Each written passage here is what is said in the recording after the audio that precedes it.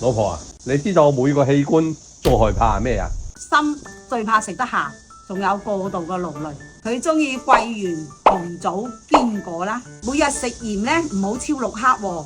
肝就最怕酒精同埋生氣，佢中意杞子、菊花同埋早啲瞓。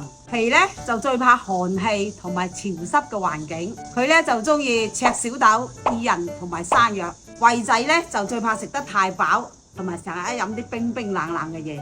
佢咧就中意生薑同埋少食多餐。腎寶寶咧就最怕你飲料同埋口渴之後先飲水。佢咧就中意黑豆啦、芝麻啦，同埋每日多飲水。腸咧就最怕你長時間都坐喺度唔喐。佢咧就中意善食纖維，同埋咧要多做運動。